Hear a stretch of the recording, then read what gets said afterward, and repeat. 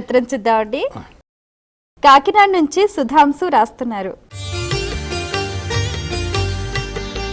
అమ్మవారికి స్వర్ణ కవచం మాత్రమేనా, రజత కవచం కూడా అలంకరిస్తారా, తెలియజేయగలరు అంటూ రాస్తున్నారు. స్వర్ణ కవచం అంటే బంగారపు తొడుగు అని అర్థం చేసుకుని వారెవరో సుధాంశు అనేటటువంటి ఆయన రజత కవచాన్ని కూడా అలంకరిస్తారా అని అంటున్నారు. అది సువర్ణ కవచం అని కానీ విధానం తెలిసి ఉంటే ఈ ప్రశ్నకి అవకాశం ఉండేది కాదు. అమ్మవారికి ఆ బంగారపు కవచాన్ని తొడిగినట్లుగానే బాహ్యార్థంలో ఈ రజతం అంటే వెండితో ఏర్పాటు చేయబడ్డటువంటి కవచాన్ని తొడిగినా కొత్తగా మనం గ్రహించాల్సిన అర్థం అంటూ ఏముండదు.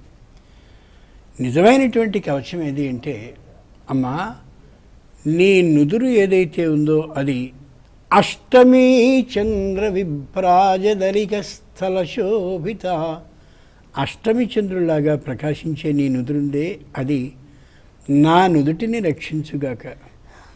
ఏ చక్కని మన్మథుని ఈ కనుబొమ్మలు నీకుంటాయో నాకు అలాంటి రక్షణని ఈ కనుబొమ్మలకి ఏర్పాటు చేయునుగాక.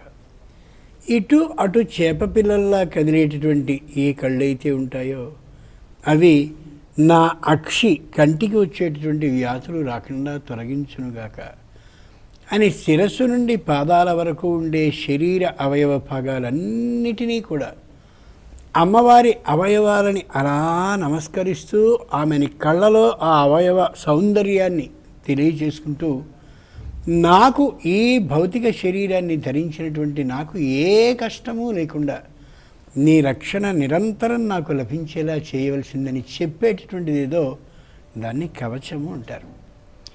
మామూలు వజ్రపంజర స్తోత్రాలు ఇవి వస్తుంటాయే, ఇవన్నీ అట్లాంటివే.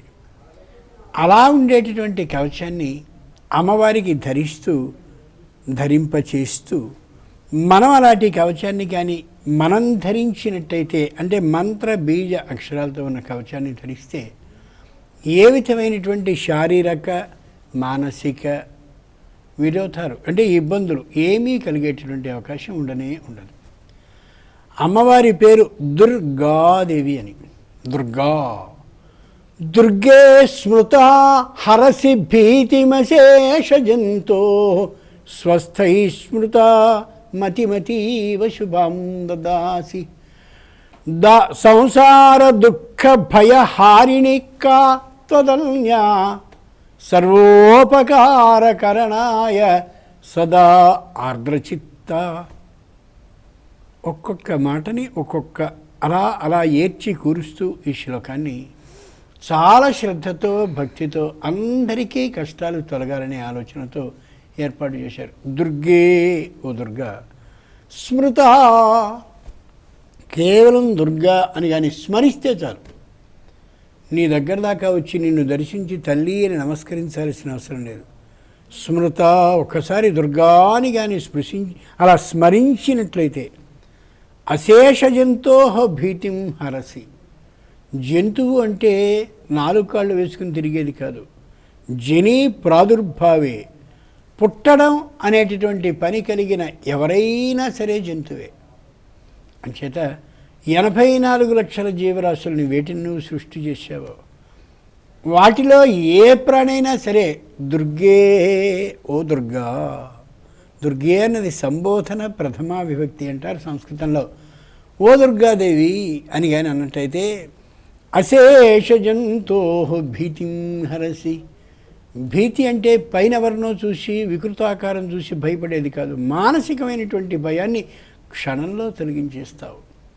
స్వస్థై స్మృత మతిం అతీవ శుభాం దదాసి.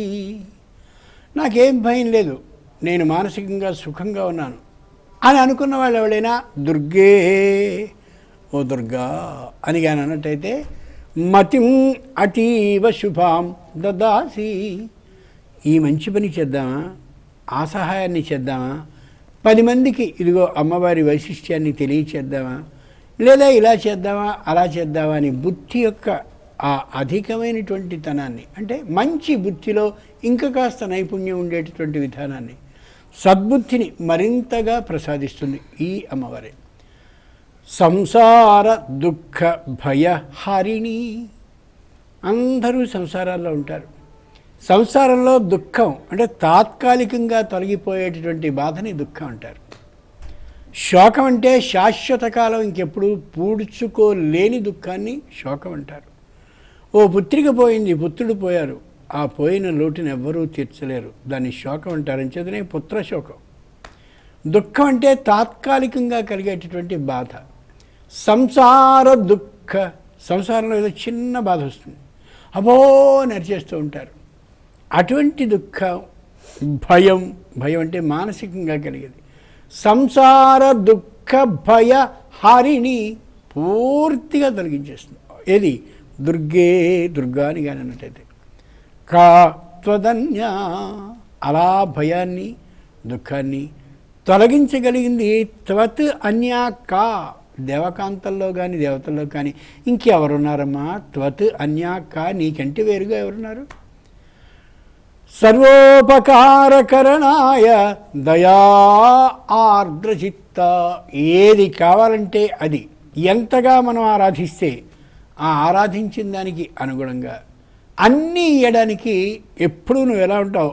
ఆర్ద్రచిత్త, తడి కలిగిన హృదయంతో ఉంటావు.